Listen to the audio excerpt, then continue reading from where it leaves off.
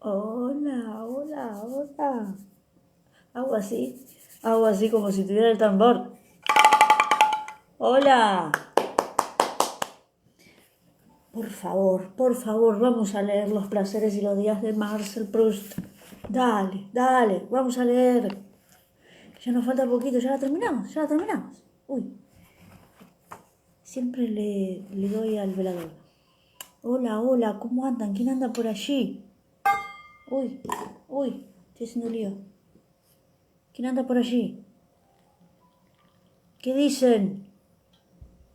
¿Y cómo dice? Dice Luis Miguel. ¿Y cómo dice? Opa, opa. ¿Quién anda por ahí? Alguien que no tiene remera puesta. Arriba, ¿quién es? Póngase una remera, señor. Vístase un poco. Compórtese. Por acá está fresco. Acá es invierno. Por estos lados. Me da frío esa foto. ¿Cómo andan? ¿Quién anda por allí? ¿Quién anda? A ver. Vamos a terminar de leer Los placeres y los días. Por favor. Te lo pido, por favor. Ya quiero cambiar de tema, ¿eh? Ya quiero cambiar de tema. Vamos, vamos. Claro, porque yo por lo menos venía acostumbrada a leer un día a uno, al otro día a leer otro autor, al otro día a leer poesía, por ahí irme echando un poquito con algún cuento, pero en general poesía, ¿no? Mucha poesía, veníamos embalados con la poesía y acá de golpe nos encontramos con los placeres y los días hace no sé cuántos días que venimos leyendo. Bueno, pero vamos, vamos, que ya terminamos, vamos, vamos. Me emociona, me emociona. A ver, claro, y ayer nos sorprendió Kufa, Mokoroa, con sus canciones, así que leímos poquito. Esta sería la parte número 13 de, de Los placeres y los días. Porque ayer no leí nada, leí un capítulo cortito, nada más, porque estaba muy contenta porque lo teníamos a Kufa. Así que, uy, pongo en silencio el celular, que no lo había puesto. Ahí estamos. Hola, Lapacho Rosado, ¿cómo andás? Bienvenido o bienvenida. ¿Querés que te agregue al vivo? ¿Te querés cantar una chacarera, Lapacho? ¿Querés que te agregue al vivo? Me enviaste una invitación para sumarte. ¿O fue sin querer?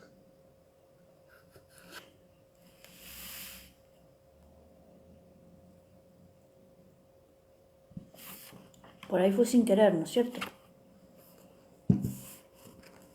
Vamos, vamos, que terminamos de leer Los placeres y los días. No sé si me embalo. Pasa que no sé si voy a llegar esta noche a leer todo esto. Sí, voy a leer esta noche. Esta noche terminamos la novela de Proust. Dice así: El fin de los celos. Se llama esta parte. Parte 1. Porque en realidad no son capítulos consecutivos. Quiero decir, no está dividida por capítulos esta novela, sino como por partes, y a su vez esas partes tienen capítulos, ¿no? Subdivisiones y así. Una novela un poco rara, porque como ustedes vieron, podría dividirse en pequeñas historias, podrían dividirse esta novela en pequeños relatos, pero de alguna forma todo tiene un cuerpo y todo está hablando siempre del placer de una manera directa, otras veces indirecta, pero siempre está allí la búsqueda del placer, del deseo, de la satisfacción, relaciones amorosas, relaciones que no se pueden dar por alguna cuestión, ¿no? O porque se va de viaje, o porque no hay contacto, o porque no es una relación conveniente. Siempre está latiendo allí, en cada parte, el tema del deseo, el tema del deseo. Así que esta parte se llama el fin de los celos. Somos un muro poético, mi nombre es José. Ah, bueno, muy bien José. Hola David, ¿cómo andás? Ahí te vi que ingresaste. Mirá, recién llegué, recién llegadita. Recién arrancamos con la lectura, David. Vos te la viste toda, te viste toda la... todas las partes de el placer, los placeres y los días, los placeres y los días. Te la escuchaste toda, David. Muy bien, muy bien. Vamos que terminamos. Salute. Buenas noches para vos también, querido. Buenas noches para todos los que están por allí. Comienza con un epígrafe de Platón y dice: danos los bienes, los pidamos o no, y aleja de nosotros los males aun cuando te lo pidiéramos. Esta plegaria me parece hermosa y segura. Si encuentra algo que recobrar, no lo ocultes. Bien, esta parte dice así.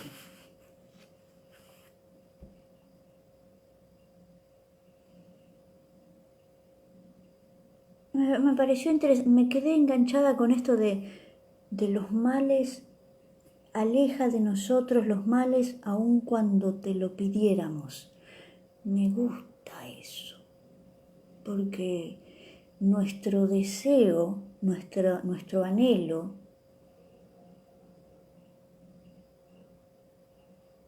tal vez no sea lo más conveniente para nosotros y no sea lo que nos dé bienestar. Entonces, muchas veces creemos que vamos por el camino correcto, deseamos algo, pero tal vez no sea eso lo bueno para nosotros. ¿Cómo saberlo? Y yo creo que en el corazón está todo. Yo creo que en el corazón ahí tenemos toda la data, toda la info está ahí. Ya cuando empezamos a dudar un poquito, no hay corazón. Cuando el corazón está bien colocado, bien dirigido, no hay duda. Es un sí grande, certero, preciso. Es un sí determinante. No hay duda.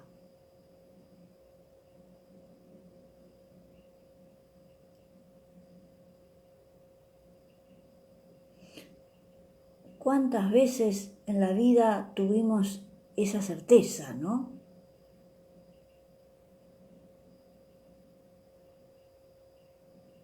Yo ahora en la distancia, viendo hacia atrás mi camino recorrido, pienso que hubo momentos en los que mi corazón sabía que no me tenía que meter ahí. Mi corazón me decía, no sé, Ana, no sé. Y yo, sí, vamos para adelante, ¿no? Y mi corazón dudaba, no era un sí redondo, no era un sí completo, pleno, todo sí, no. Entonces,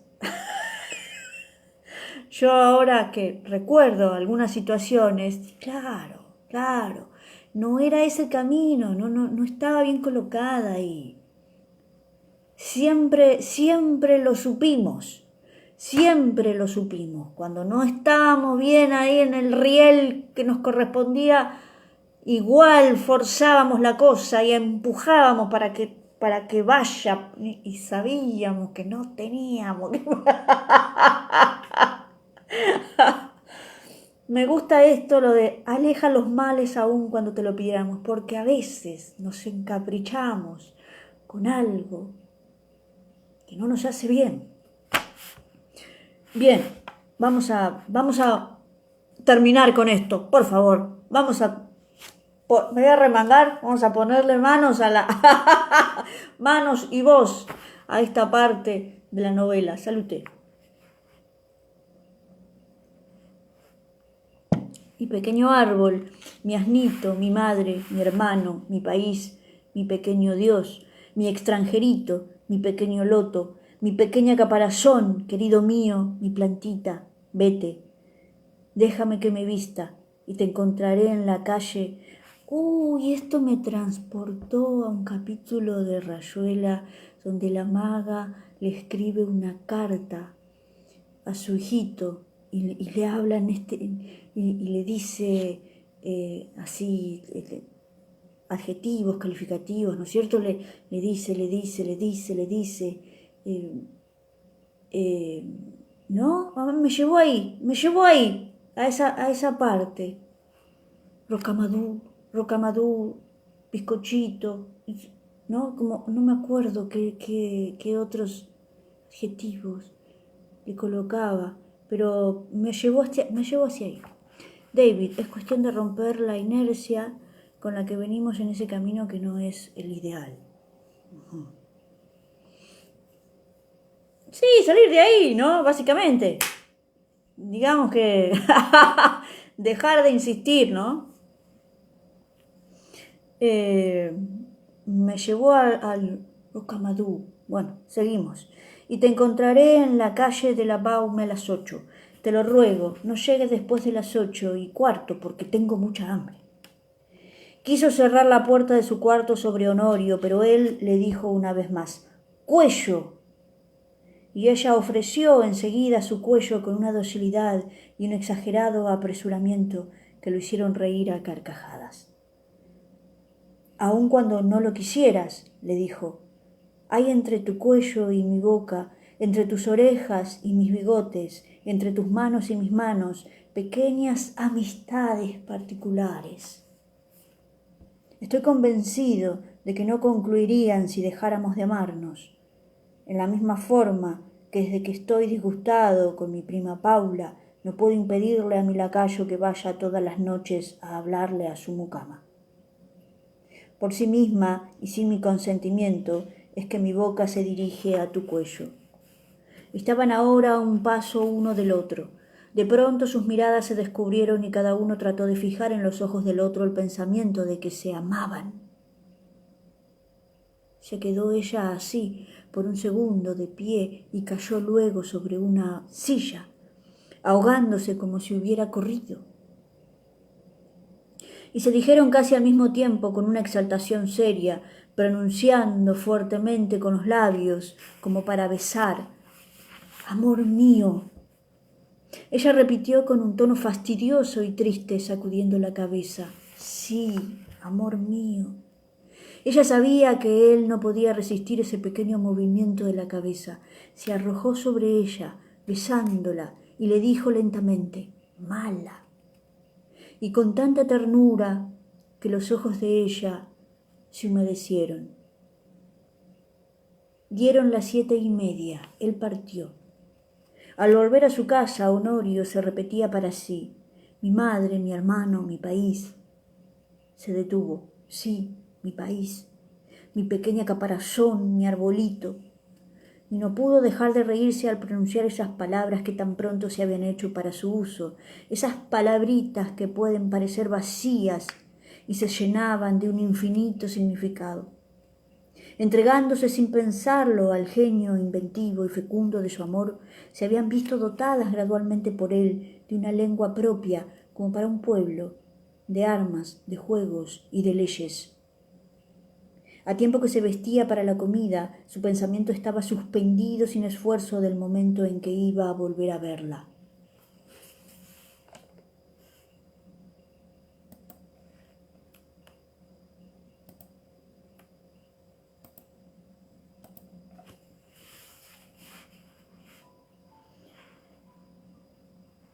como un gimnasta toca ya el trapecio aún alejado hacia el cual va volando, o como una frase musical parece alcanzar el acorde que ha de resolverla y la acerca, con toda la distancia que lo separa por la misma fuerza del deseo que la promete y la llama. Así es como atravesaba Honorio rápidamente la vida desde hacía un año, apresurándose desde la mañana hacia la hora de la tarde en que la vería.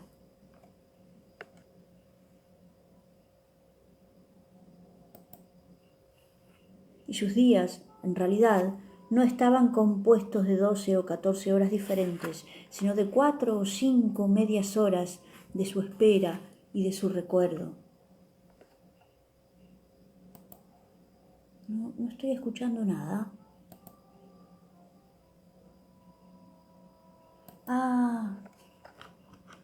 Ya entendí por qué no estoy escuchando la música. Porque están los auriculares puestos de la compu. Ahí está. Ahí está. Sí, uy, no estoy escuchando. ¿Qué pasa?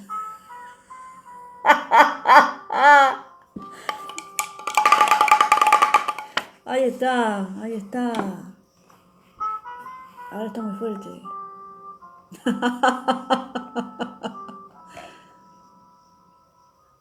Ahí va.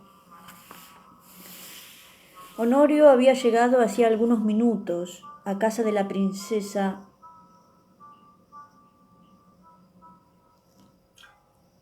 de Aleriubre,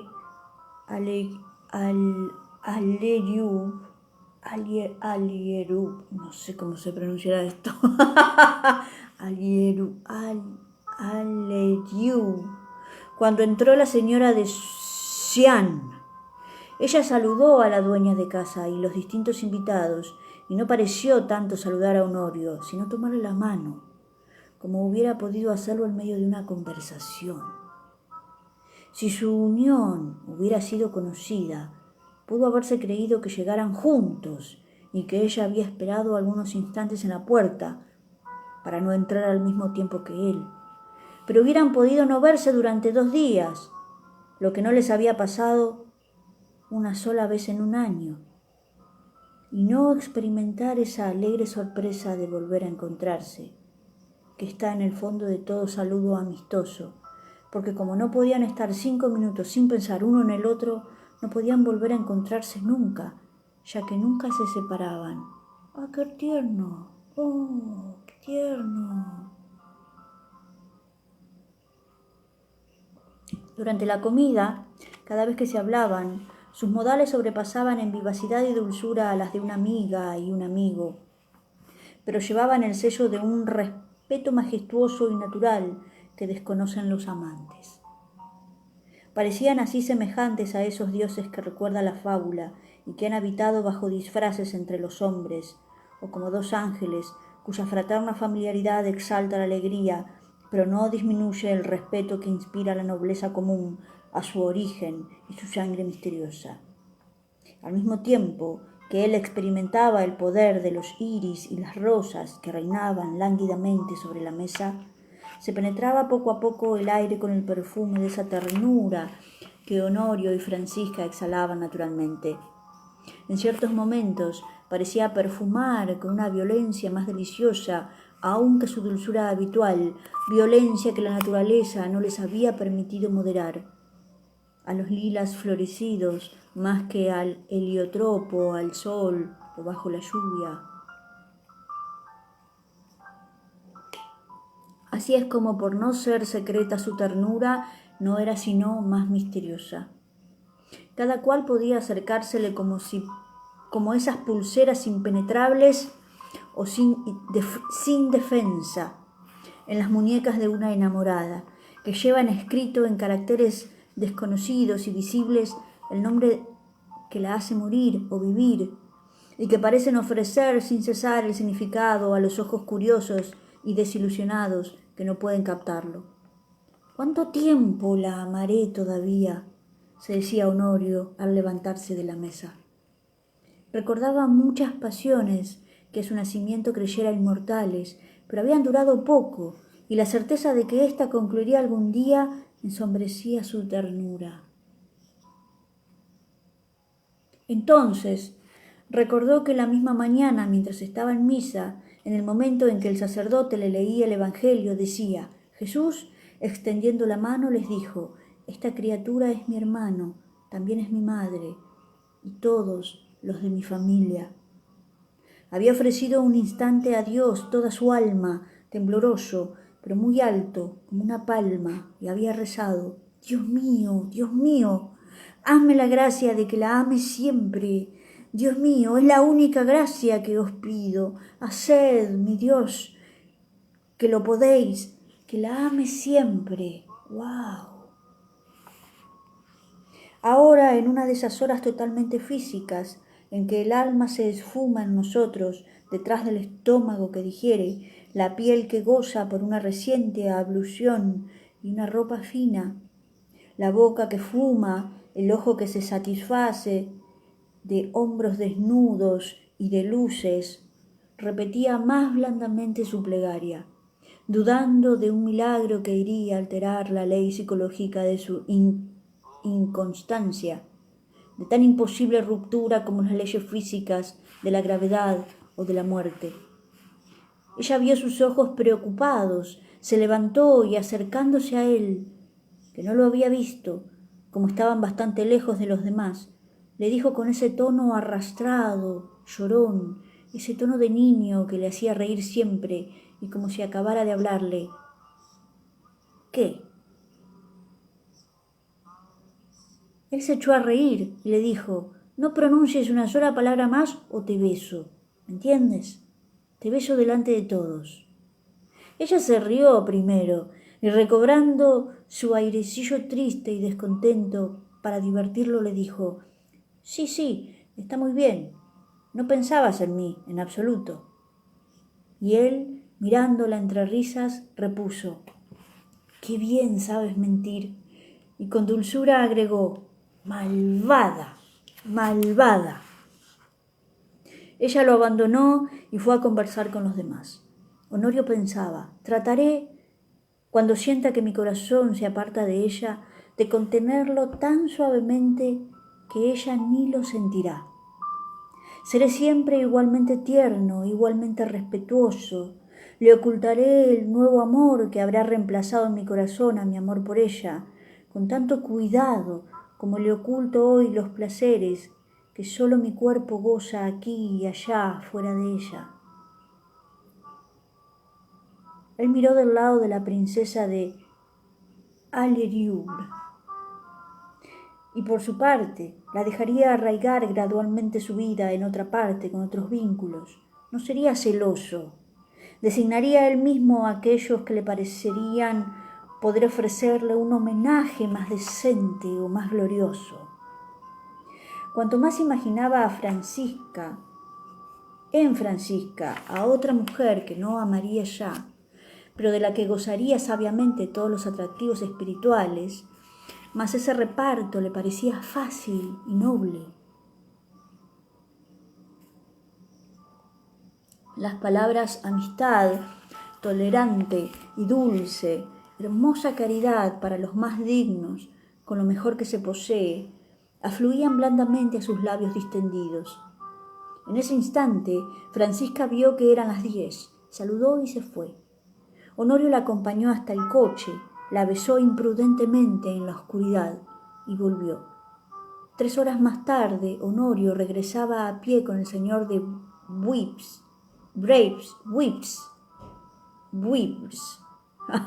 cuyo regreso del Tonquín se festejará esa noche. Honorio lo interrogaba acerca de la princesa de Alleriur, que, viuda más o menos en la misma época, era mucho más hermosa que Francisca. Honorio, sin estar enamorado de ella, hubiera tenido un gran placer en poseerla si hubiese estado seguro de poderlo hacer sin que lo supiera Francisca y sufriera por ello. Le echó el ojo a... No se sabe nada de ella, dijo el señor de Wips. O por lo menos no se sabía nada cuando me fui, porque desde que he vuelto no he visto a nadie. En una palabra, no había nada muy fácil esta noche, concluyó Honorio. No, gran cosa no, repuso el señor de Wibbs. Y como Honorio había llegado a la puerta, iba a concluir allí la conversación, cuando agregó el señor de Wibbs, excepto a la señora de Swan, a quien debió haber sido presentado usted, porque usted estaba en la comida. Si le tenía ganas es muy fácil. En cuanto a mí, ella no me diría eso. Pero nunca he oído decir lo que me está diciendo usted, dijo Honorio.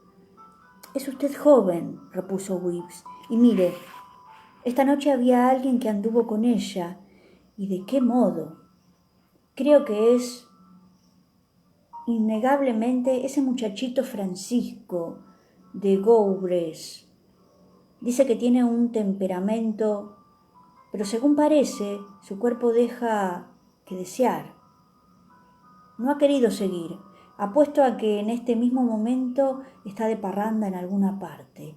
¿Ha notado usted cómo siempre se retira temprano? ¡Oh! Le está hablando de...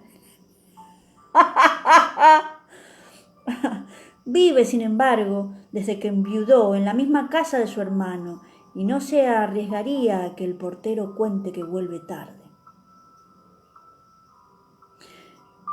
Pero, hijo, desde las 10 a la 1 de la mañana hay tiempo de hacer muchas cosas. Y además, ¿qué se sabe? Pero ya va a ser la 1, lo dejo acostarse. Él mismo tocó la campanilla. Al cabo de un instante se abrió la puerta. Wibbs tendió la mano a Honorio, que lo saludó maquinalmente. Entró y sintió al mismo tiempo unos deseos locos de volver a salir. Pero la puerta se había cerrado pesadamente tras de él, y con excepción de su candelero que lo esperaba ardiendo con impaciencia al pie de la escalera, no había ninguna luz. No se atrevió a despertar al portero para que le abriese y subió a su casa. 2. Tiene un epígrafe de Beaumont y Fletcher, y dice: nuestros actos son nuestros ángeles buenos y nuestros ángeles malos, las sombras fatales que andan a nuestro lado.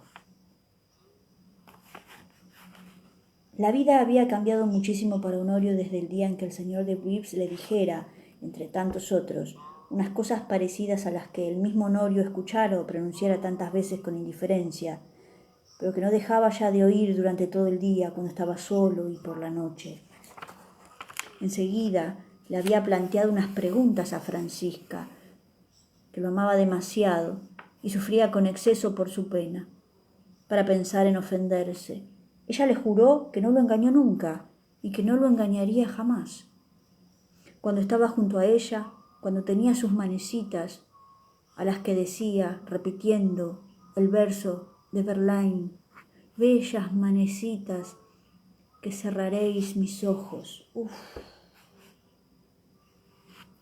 Cuando le oía decirle: hermano mío, mi país, mi bien amado, y que se prolongaba su voz indefinidamente en su corazón con la dulzura natal de las campanas, la creía, y si ya no se sentía tan feliz como antaño, por lo menos no le parecía imposible que su corazón convaleciente encontrase de nuevo algún día la felicidad.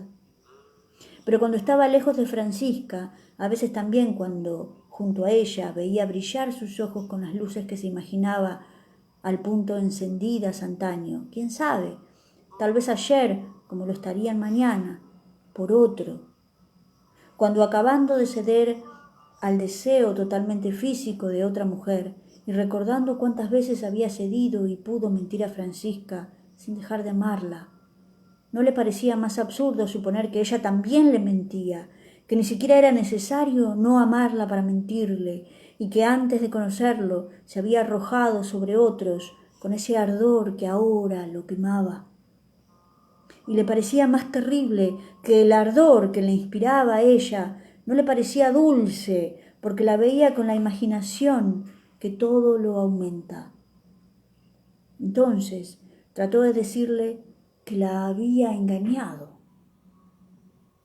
Lo ensayó, no por venganza o necesidad de hacerla sufrir como a él, sino para que de vuelta también le dijese ella la verdad, sobre todo para no sentir, ya que la mentira lo habitaba, para expiar los pecados de su sensualismo, ya que para crearle un objeto a sus celos le parecía por momentos que era su propia mentira y su propio sensualismo los que proyectaba sobre Francisca.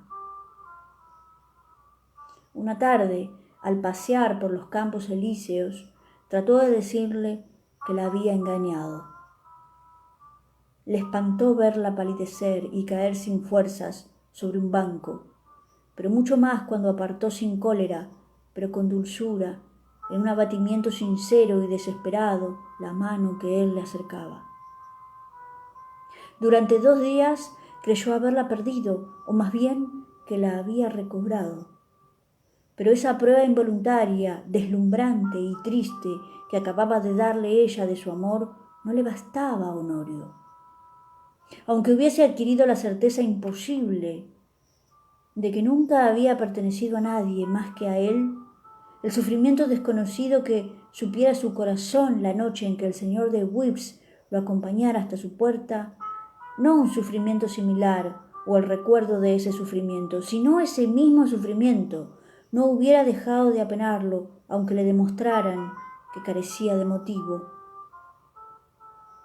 Así es como temblamos, aún al despertarnos, ante el recuerdo del asesino que ya hemos reconocido como la ilusión de un sueño. De ese modo sufren los amputados durante toda su vida en la pierna que ya no tienen. En vano había caminado durante el día, se había agotado a caballo, en bicicleta, tirando esgrima.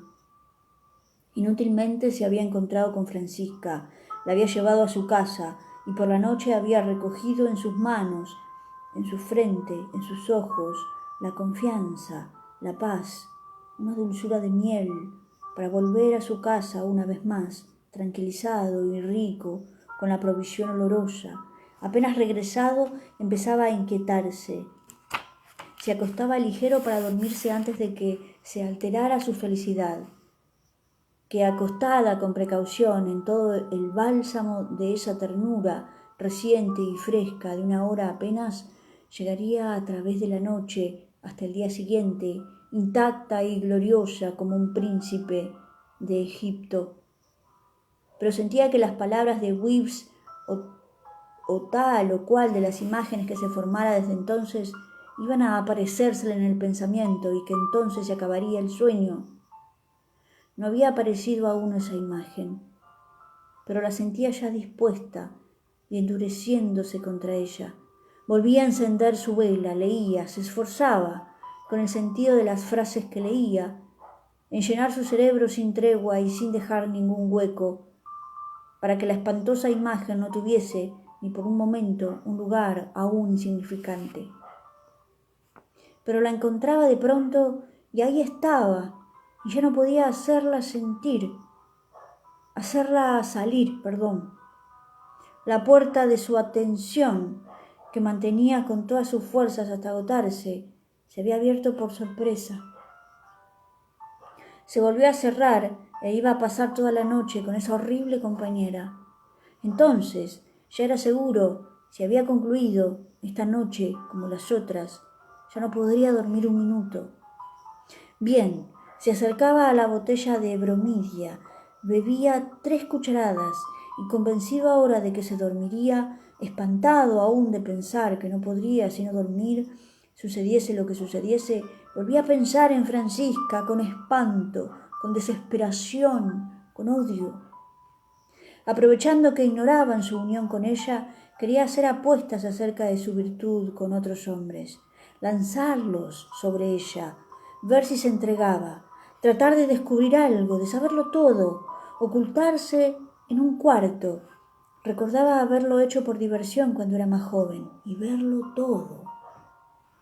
No se enojaría primero con los demás, ya que lo preguntaría con la apariencia de bromear. Sin ello, qué escándalo, qué cólera. Pero sobre todo a causa de ella, para ver si al día siguiente, cuando le preguntara «¿No me has engañado nunca?», ella iba a contestarle «nunca», con esa misma expresión de amor. Quizás lo confesara todo, y de hecho solo hubiera sucumbido bajo sus artificios. Y entonces esa hubiera sido la operación saludable, después de la cual su amor se curaría de la enfermedad que lo mataba a él, como la enfermedad de un parásito mata al árbol. No tenía más que mirarse en el espejo débilmente iluminado por su vela nocturna para estar seguro de ello. Pero no, porque la imagen volvería siempre, cuanto más fuerte que las de su imaginación, y con qué potencia de asestamiento incalculable sobre su pobre cabeza. Ni siquiera trataba de imaginárselo. Entonces, de pronto, pensaba en ella, en su dulzura, en su ternura, en su pureza, y quería llorar del ultraje que por un segundo había pensado inferirle. La idea solamente de proponerle eso a unos compañeros de fiesta. Pronto sentía el escalofrío general, el desfallecer que antecede algunos minutos al sueño por la bromidia. De golpe, sin advertir nada, ningún sueño, ninguna sensación, entre su último pensamiento y ésta se decía: ¿cómo no me he dormido aún? Pero al ver que ya era pleno día, comprendía que durante más de 6 horas el sueño de la bromidia lo había poseído sin saborearlo. Esperaba que se hubiesen calmado un poco las puntadas en la cabeza. Luego se levantaba y trataba en vano, con el agua fría y la caminata, de conseguir algunos colores para no parecérsele demasiado feo a Francisca, a su cara pálida y a sus ojos cansados. Al salir de su casa iba a la iglesia y ahí, curvado y fatigado, con todas las últimas fuerzas desesperadas de su cuerpo doblegado que quería erguirse y rejuvenecer, con su corazón enfermo y envejecido que quería curar, con su espíritu hostigado sin tregua y jadeante y que quería paz, oraba a Dios. Dios, a quien apenas 2 meses atrás le pedía la gracia de amarla siempre a Francisca. Oraba a Dios ahora con las mismas fuerzas, siempre con la fuerza de ese amor que antaño, seguro de morir, pedía vivir y que ahora, espantado de vivir, imploraba la muerte. Le oraba que le hiciera la gracia de no amarla más a Francisca, de no amarla por más tiempo, de no amarla siempre, de hacer que pudiese imaginársela en los brazos de otro sin sufrir, ya que solo podía imaginársela en brazos de otro. Y quizá ya no se la imaginaría así, cuando pudiera pensar sin dolor en ella. Entonces recordaba cuánto había temido no quererla siempre, cuánto grababa entonces en su recuerdo, para que nada pudiese borrarlos, sus mejillas siempre ofrecidas a sus labios, su frente, sus manecitas, sus ojos graves, sus rasgos adorados. Y de pronto, advirtiendo los despiertos de su tranquilidad tan suave por el deseo de otro, quería no pensar más y solo volvía a ver con más persistencia sus mejillas ofrecidas, su frente, sus manecitas, también sus manecitas, sus ojos graves, sus odiados rasgos. A partir de ese día, espantándose primeramente él mismo de entrar en un camino semejante, no la dejó ya a Francisca, espiando su vida, acompañándola en sus visitas, siguiéndola en sus compras, esperando 1 hora en la puerta de las tiendas. Si hubiera podido pensar que así la impedía engañarlo materialmente, hubiera renunciado sin duda, temiendo que lo odiase. Pero lo dejaba hacer con tanta alegría de sentirlo siempre junto a sí, que esa alegría lo ganó gradualmente y lentamente, lo llenaba de una confianza, de una certeza que no hubiera podido darle ninguna prueba material, como esos alucinados que uno consigue curar, a veces haciéndoles tocar con la mano el sillón, como si fuera la persona viva que ocupaba el lugar en que creían ver un fantasma, expulsando así el fantasma del mundo real, por la misma realidad que no le deja más lugar. Honorio trataba de ese modo, iluminando y llenando en su espíritu con ocupaciones ciertas todos los días de Francisca, de suprimir esos vacíos y esas sombras en donde se agazapaban todos los malos espíritus de los celos y de la duda que lo asaltaban a cada noche. Volvió a dormir. Sus sufrimientos eran más escasos, más breves, y si entonces la llamaba, algunos instantes de su presencia lo calmaban para toda una noche.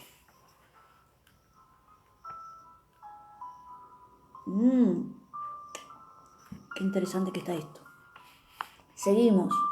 Y un epígrafe de Emerson que dice: debemos confiarnos al alma hasta el final, porque cosas tan hermosas y tan magnéticas como las relaciones del amor no pueden ser suplantadas y reemplazadas, sino por cosas más hermosas y de un grado más alto. El salón de la señora de Swan, de soltera princesa de Galais, Orlandes, de quien hemos hablado en la primera parte de este relato bajo su nombre de Francisca, sigue siendo hoy uno de los salones más cotizados de París. En una sociedad en que un título de duquesa la hubiera confundido con tantas otras, su nombre burgués se distingue como un lunar en el rostro, y a cambio del título perdido por su casamiento con el señor Swan, adquirió ese prestigio de haber renunciado voluntariamente a una gloria que levanta tan alto por una imaginación bien nacida, como los pavos reales blancos, los cisnes negros, las violetas blancas y las reinas en cautiverio. La señora de Swan ha recibido mucho este año y el pasado, pero su salón estuvo cerrado durante los 3 años anteriores, es decir, los que siguieron a la muerte de Honorio de Tembres.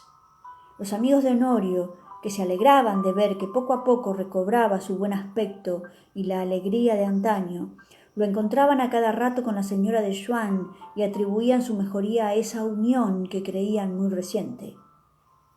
Fue 2 meses apenas después del completo restablecimiento de Honorio que sucedió el accidente de la avenida del Bosque de Boulogne, en la que un caballo desbocado le quebró las 2 piernas.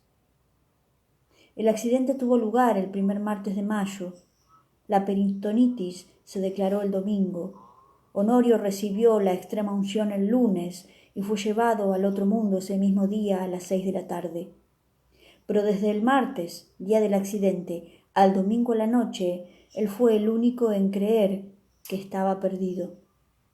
El martes, a las 6, después de haber recibido las primeras curas, pidió que lo dejaran solo, pero que le subieran las tarjetas de las personas que habían ido a interesarse por su estado.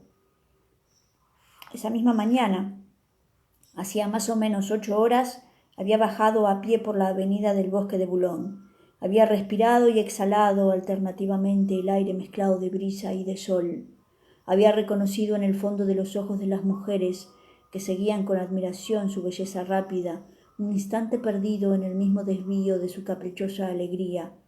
Luego se adelantó sin esfuerzo y muy pronto, entre los caballos al galope y humeantes, gozó en la frescura de su boca ávida y refrescada por el aire suave, la misma alegría profunda que embellecía esa mañana la vida, el sol, la sombra, el cielo, las piedras, el viento del este y los árboles, tan majestuosos como hombres erguidos, tan descansados como mujeres dormidas en su inmovilidad deslumbradora. En un momento dado había mirado la hora, volvió sobre sus pasos y entonces sucedió aquello. En un segundo el caballo, que no viera, le había quebrado las 2 piernas. Ese segundo, que se le aparecía en absoluto como debiendo ser necesariamente tal. En ese mismo segundo hubiera podido estar algo más lejos o algo menos lejos, o el caballo pudo haberse apartado, o si hubiese llovido hubiera regresado antes a su casa, o si no hubiese mirado la hora, no hubiera vuelto y continuaría hasta la cascada. Pero sin embargo, eso que hubiera podido no ser a tal punto que podía fingir por un instante, que no era más que un sueño. Eso era una cosa real. Eso formaba ahora parte de su vida, sin que toda la voluntad pudiese cambiar nada. Tenía las 2 piernas rotas y el vientre magullado. Oh, en sí mismo el accidente no era tan extraordinario. Recordaba que no hacía siquiera 8 días, durante una comida en casa del doctor S., se había hablado con C., herido del mismo modo por un caballo desbocado.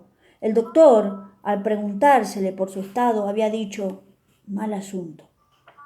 Honorio insistió, preguntó acerca de la herida, y el doctor contestó con una expresión importante, pedante y melancólica: pero es que no solo se trata de su herida, es todo un conjunto. Sus hijos le dan disgustos, no tiene ya la posición de antes, los ataques de los diarios lo han herido. Quisiera equivocarme, pero está en un estado bastante deplorable. Dicho eso, como el doctor se encontraba en un estado excelente, por el contrario, de mejor salud, más inteligente y mejor considerado que nunca, como Honorio sabía que Francisca lo amaba cada vez más y que el mundo había aceptado su unión, y se inclinaba tanto frente a la grandeza del carácter de Francisca como frente a su felicidad, como por fin la mujer del doctor S., conmovida al imaginarse el fin miserable y el abandono de C., les prohibía por higiene a sí misma y a sus hijos, ya fuera pensar en acontecimientos tristes como asistir a entierros. Cada cual repitió por última vez: pobre C., mal asunto. Sorbiendo una última copa de vino de champagne y percibiendo por el placer que sentían al beberlo que el asunto de ellos seguía siendo excelente. Pero ya no era lo mismo. Honorio se sentía ahora sumergido en el pensamiento de su desgracia, como lo había estado a menudo en el pensamiento de la desgracia de los demás, y no podía, como entonces, volver a levantarse dentro de sí. Sentía que se le sustraía bajo los pies ese piso de la buena salud, sobre el cual crecen nuestras resoluciones más elevadas y nuestras más graciosas alegrías, como hunden las raíces en la tierra negra y mojada, las encinas y las violetas. Y tropezaba a cada paso dentro de sí mismo. Al hablar de C., en esa comida en la que volvía a pensar, el doctor había dicho, ya antes del accidente y de los ataques en los diarios, lo había encontrado a C. Me pareció amarillo, ojeroso, una cabeza muy mala. Y el doctor se había pasado la mano de una destreza y una belleza célebres por la cara regordeta y rosada a lo largo de su barba fina y bien cuidada, y cada cual se había imaginado complacido su propio buen aspecto, así como un propietario se detiene para mirar con satisfacción a su inquilino, a un joven, apacible y rico. Ahora, al mirarse Honorio en el espejo, estaba espantado de su cara amarilla y de su mala cabeza. Y enseguida, la idea de que el doctor diría acerca de él las mismas palabras que acerca de C. y con la misma indiferencia lo asustó. Aquellos que se le acercarían llenos de compasión se apartarían bastante pronto como de un objeto peligroso para ellos. Acabarían por obedecer las protestas de su buena salud, de su deseo de ser feliz y de vivir.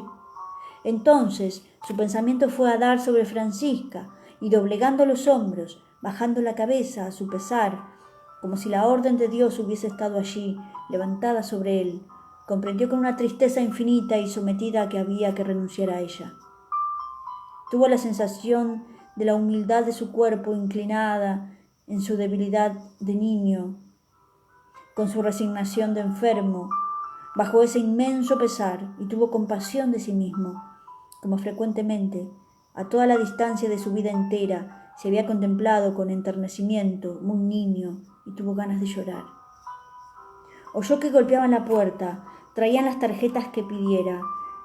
Bien sabía que vendrían a interesarse por su estado, porque no ignoraba que su accidente era grave, pero a pesar de ello no creyó que hubiera tantas tarjetas, y le espantó comprobar que había venido tanta gente que lo conocía tan poco y que solo se hubiera molestado por su casamiento o su entierro. Era un montón de tarjetas, y el portero las traía con precaución para que no se cayesen de la bandeja grande donde rebosaban. Pero de pronto, cuando tuvo cerca esas tarjetas, el montoncito le pareció algo minúsculo, ridículamente pequeño en verdad, mucho más pequeño que la silla o la estufa. Y lo espantó más aún que fuera tan poco, y se sintió tan solo que para distraerse se puso a leer febrilmente los nombres. Una tarjeta, 2 tarjetas, 3 tarjetas. ¡Ah! Se estremeció y miró de nuevo. Conde Francisco de Gours. Sin embargo, debía imaginarse que el señor de Gours se enteró de su estado, pero hacía tiempo que no había pensado en él, y enseguida las frases de Whips. Había esta noche alguien que anduvo con ella. ¿Y de qué modo? Es Francisco de Gours. Dice que tiene un buen temperamento, pero parece que tiene un cuerpo muy mal formado y no quiso seguir. Le volvieron a la memoria y sintiendo que todo el sufrimiento antiguo surgía en un momento desde el fondo de la conciencia a la superficie, se dijo: ahora me alegro, si es que estoy perdido. No morirme, quedarme baldado ahí durante años, todo el tiempo que ella no está conmigo, una parte del día, toda la noche, verla en casa de otro. Y ahora ya no sería por la enfermedad que la vería así, estoy seguro. ¿Cómo podría amarme todavía siendo un amputado? De pronto se interrumpió. ¿Y si me muero? ¿Después de mí? Uf. Ella tenía 30 años. Franqueó de un salto el tiempo más o menos largo en que lo recordaría y le permanecería fiel. Pero llegaría un momento, él dijo, que tenía un buen temperamento. Quiero vivir y quiero andar. Quiero seguirla por todas partes. Quiero ser buen mozo. Quiero que me quiera. En ese momento tuvo miedo al oír su respiración sibilante. Le dolía el costado. Su pecho parecía haberse acercado a su espalda. No respiraba como quería. Trataba de tomar aliento y no podía. A cada segundo se sentía respirar y no respirar lo suficiente. Llegó el médico. Honorio no tenía más que un ligero ataque de asma nerviosa. Partido el médico, se quedó más triste. Hubiera preferido que fuera más grave y que lo compadecieran, porque bien sentía que si no estaba grave, otra cosa lo estaba, y que se iba. Ahora recordaba todos los sufrimientos físicos de su vida y se desesperaba. Nunca los que más lo amaban lo habían compadecido con el pretexto de que era nervioso. En los terribles meses que había pasado después de su vuelta con Whips, cuando se vestía a las 7, después de haber andado toda la noche, su hermano, que se despertaba un cuarto de hora durante las noches que seguían a las comidas demasiado abundantes, le decía: eres muy regalón. Yo tampoco duermo algunas noches, y además uno cree que no duerme, y siempre se duerme un poco. Es verdad que era muy regalón. En el fondo de su vida oía la muerte que nunca lo había dejado del todo, y que sin destruir su vida por entero, laminaba tan pronto aquí, tan pronto allá. Ahora aumentaba su asma, no podía recobrar el aliento. Todo su pecho realizaba un doloroso esfuerzo para respirar, y sentía que se apartaba el velo que nos oculta la vida, la muerte que está dentro de nosotros, y advertía qué cosa horrible es respirar y vivir. Luego se sentía transportado al momento en que ella quedaría consolada, y entonces, ¿qué sucedería? Y sus celos enloquecieron ante la incertidumbre del acontecimiento y de su necesidad. Hubiera podido impedirlo viviendo, no podía vivir, y entonces ella diría que iba a ingresar en un convento y luego se arrepentiría una vez que hubiera muerto. No, prefería no ser engañado 2 veces y saber. ¿Quién? Goures, Allegro, Whips, Braves. Los nombró a todos. Los vio a todos y apretando sus dientes sintió la furiosa rebeldía que en ese momento debía indignarle el rostro. Se calmó por sí mismo. No, no será eso. No un hombre de placer. deberá ser un hombre que la ame de veras. ¿Y por qué no quiero que sea un hombre de placer? Estoy loco de preguntármelo, es tan natural. Porque la quiero por sí misma y quiero que sea feliz. No, no es eso. Es que no quiero que le exciten los sentidos, que le proporcionen más placer del que le he proporcionado yo. Que no le den nada. Está bien, que la hagan dichosa. Quiero que le den amor, pero no quiero que le den placer. Tengo celos del placer de otro, de su placer. No tendría celos de su amor. Es necesario que se case, que escoja bien. A pesar de todo, será algo triste. Entonces le volvió uno de sus deseos de niño, del niño que era cuando tenía 7 años, y se acostaba todas las noches a las 8, cuando su madre, en lugar de quedarse hasta medianoche en su cuarto, que estaba al lado del de Honorio, y acostarse luego, debía salir a eso de las 11 y hasta entonces no vestirse, le suplicaba que se vistiera antes de comer y que partiera, no importaba dónde, ya que no podía soportar la idea de que mientras trataba de dormir se preparaban en la casa para una velada, para partir. Y para complacerlo y calmarlo, su madre, vestida y escotada, a las 8, venía a despedirse de él y se iba a casa de una amiga a esperar la hora del baile. Solo así, en esos días tan tristes para él, en que su madre iba de fiesta, podía dormirse, pesaroso, pero tranquilo. Ahora la misma súplica que le hacía la madre, la misma plegaria a Francisca, le subía a los labios. Hubiera querido pedirle que se casara enseguida, que estuviese lista para poder por fin dormir para siempre, desesperado pero tranquilo y nada inquieto de lo que sucedería después que se quedara dormido. En los días que siguieron trató de hablarle a Francisca, que como el mismo médico no lo creía perdido y rechazó con una energía suave pero inflexible la propuesta de Honorio. Tenían tal costumbre de decirse la verdad, que cada uno decía incluso la verdad que podía apenar al otro, como si allá en el fondo de cada cual de su ser nervioso y sensible, cuyas susceptibilidades había que escatimar, hubiesen sentido la presencia de un Dios superior e indiferente a todas esas precauciones buenas para niños y que exigía y debía la verdad. Y frente a ese Dios que estaba en el fondo de Francisca, Honorio, y frente a ese Dios que estaba en el fondo de Honorio, Francisca, habían sentido unos deberes ante los cuales cedían el deseo de no apenarse, de no ofenderse, las mentiras más sinceras de la ternura y la compasión. Por eso, cuando Francisca le dijo a Honorio que vivía, bien sintió él que ella lo creía y se convenció poco a poco. Si debo morir, ya no tendré más celos una vez muerto. Pero hasta que me muera, mientras viva mi cuerpo sí.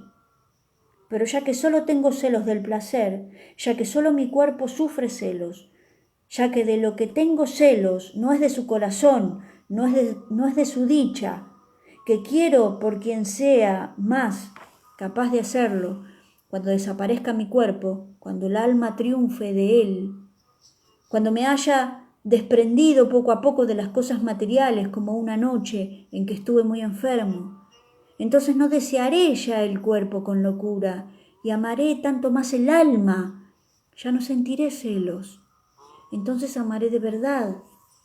No puedo darme cuenta completamente de lo que será entonces, ahora que mi cuerpo está muy vivo y rebelde, pero puedo imaginármelo un poco por esas horas en que con la mano de Francisca entre las mías encontraba en una ternura infinita y sin deseos la tranquilidad de mis sufrimientos y mis celos. Mucho me costará dejarla, pero de ese pesar que otrora me acercaba más a mí mismo, que un ángel venía para consolarme dentro de mí mismo, ese pesar que me ha revelado el amigo misterioso de los días de desdicha, mi alma, ese pesar tranquilo, gracias al cual me sentiré más hermoso para comparecer ante Dios y no la horrible enfermedad que me ha dolido durante tanto tiempo sin elevar mi corazón, como un daño físico que lacera, que degrada y que disminuye, es mi cuerpo, con el deseo de su cuerpo que me liberará. Sí, pero hasta entonces, ¿qué será de mí?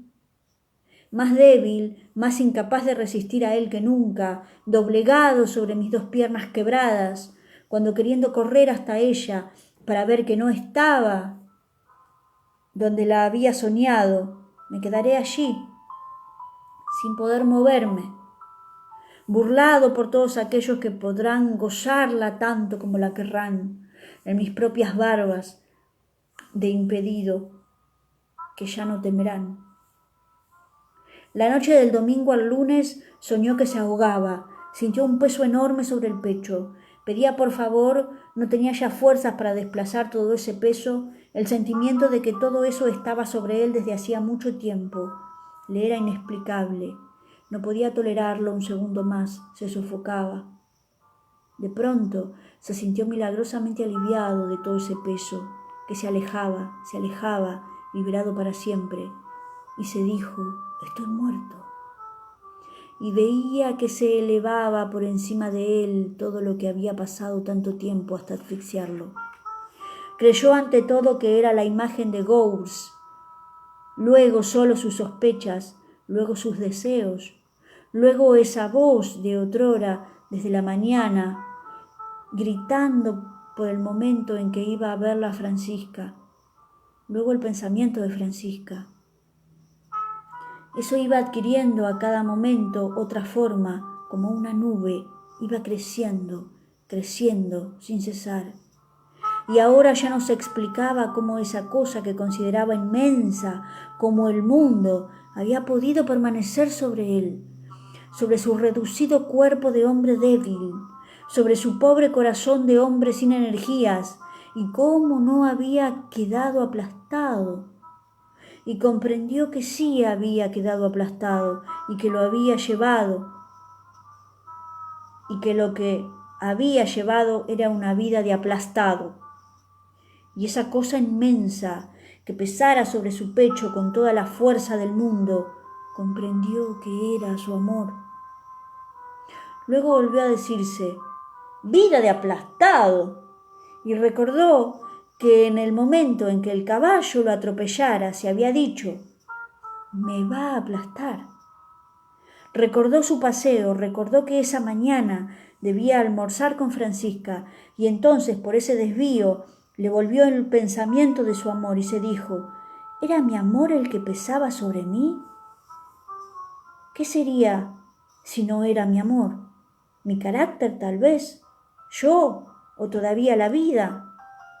Luego pensó: no, cuando me muera no quedaré liberado de mi amor, sino de mis deseos carnales, de mi avidez carnal, de mis celos. Entonces dijo: Dios mío, haced llegar esta hora, hacedla llegar pronto, Dios mío, para que conozca el amor perfecto. El domingo a la noche se declaró la peritonitis. El lunes por la mañana, a eso de las 10, tuvo fiebre. Quería a Francisca, la llamaba con los ojos ardientes. Quiero que tus ojos brillen también. Quiero darte un placer como nunca. Quiero hacerte, hasta te causaré daño. Luego, de pronto, empalidecía de furor. Ya veo por qué no quieres. Ya sé lo que te hiciste hacer esta mañana, dónde y por quién. Y sé que quería buscarme, ponerme detrás de la puerta para que os viera, sin poderme echar sobre ustedes, ya que no tengo más piernas, sin poder impedirlo, porque tendrían ustedes más placer al verme. Conoce tan perfectamente todo lo necesario para causarte placer, pero lo mataré antes. Antes te mataré, y todavía antes me mataré. Ve, me he matado. Y caía sin fuerza sobre el almohadón. Se calmó gradualmente y buscando con quién podría casarse después de su muerte, pero eran siempre las imágenes que apartaba, la de Francisco de Gowres, la de Wibbs, las que torturaban y volvían siempre. A mediodía recibió los óleos. El médico había dicho que no pasaría de la tarde. Perdía sus fuerzas con mucha velocidad. No podía ya recibir alimento, no oía casi nada. Su cabeza quedaba libre y sin decir nada, para no apenarla a Francisca, a la que veía agobiada. Pensaba en ella, después, que ya no sabría él nada, que ya no sabría más nada de ella, que no podría amarlo ya. Los nombres que había dicho maquinalmente todavía esa mañana, de aquellos que la poseerían quizás, volvieron a desfilar por su cabeza mientras que sus ojos seguían una mosca que se le acercaba al dedo como si quisiera tocarlo. Luego volaba y volvía sin tocarlo.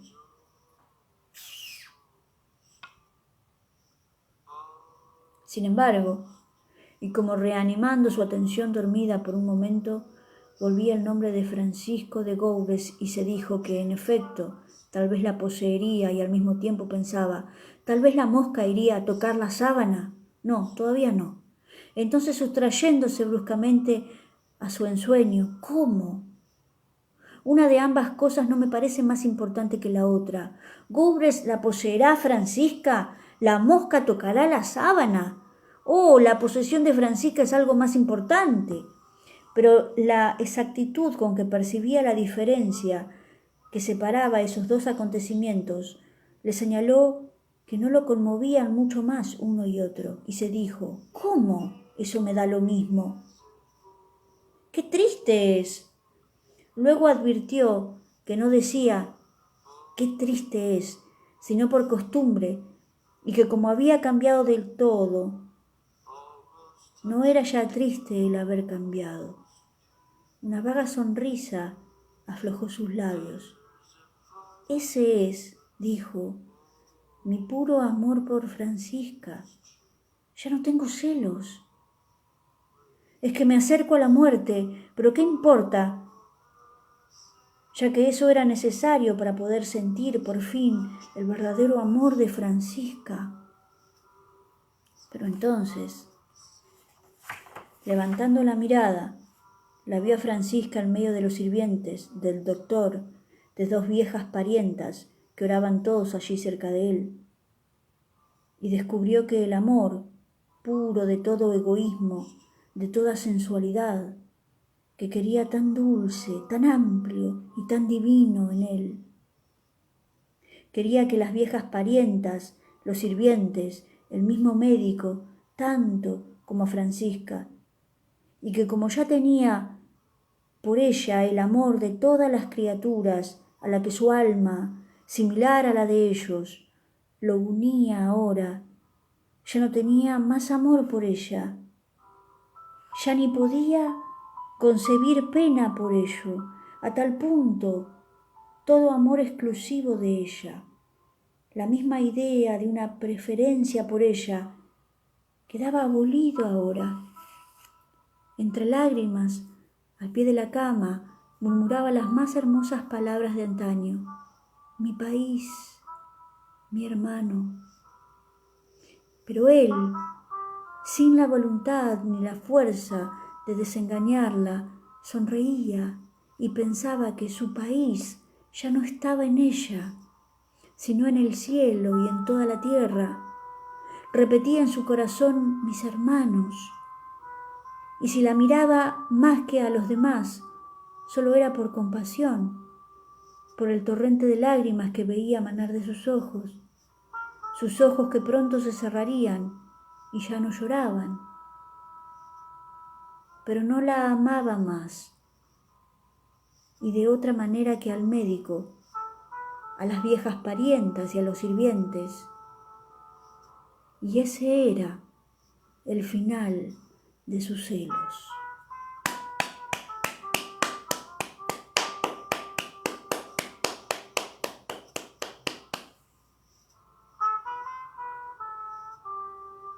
Fin. Y ese era el final de sus celos. ¡Qué final! ¡Qué final!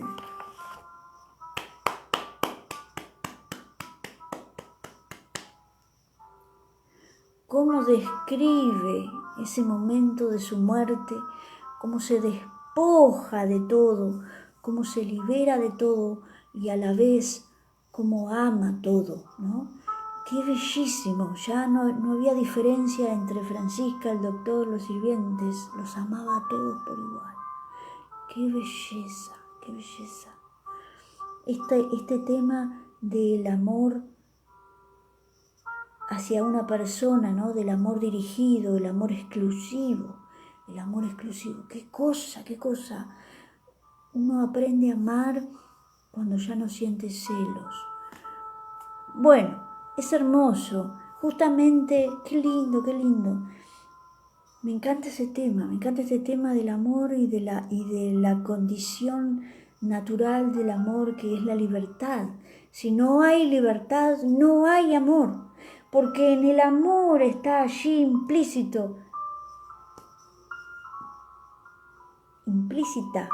la libertad.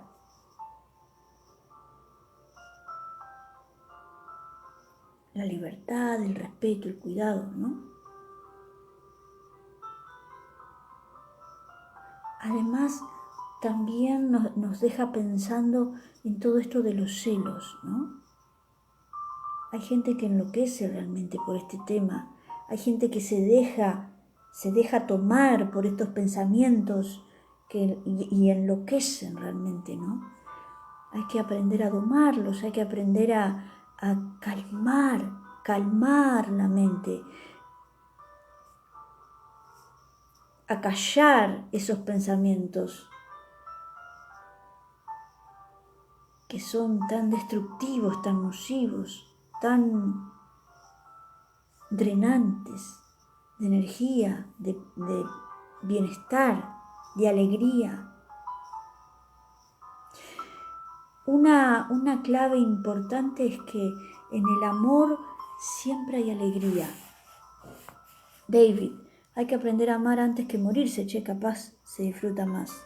Claro, hay que tener presente esto, ¿no? De la felicidad, del disfrute, de que el amor, en el amor hay alegría, no hay sufrimiento de ninguna manera.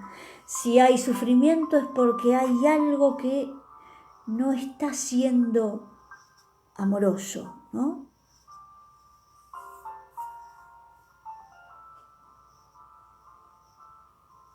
¿Cómo padece tanto tiempo este tema, ¿no? De los celos? ¿Cómo lo padece? Lo sufre, lo sufre, lo sufre. Es como es una enfermedad, ¿no? Es como el que envidia, es como el que odia, es como que sufre mucho, sufre mucho.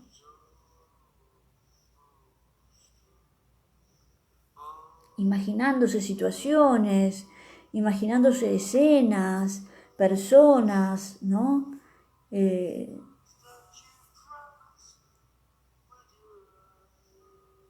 Sufriendo por acontecimientos que no sabemos si pasaron, pero los vive como si estaría pasando, ¿no? Los sufre como si eso estaría pasando o estuviera pasando, con ese dolor.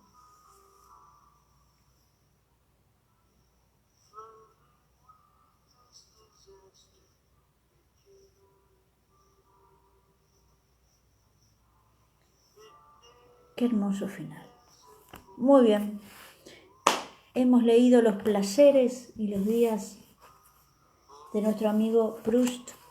Gracias, querido Proust, por traernos esto tan hermoso. Nos encontramos entonces en estos días por aquí, si Dios quiere, mañana, ¿no es cierto? Nos encontramos por aquí y Ana lee y Anita sigue leyendo. Despacito porque ya son las 12 de la noche. Nos encontramos por aquí. Descansen, cuídense.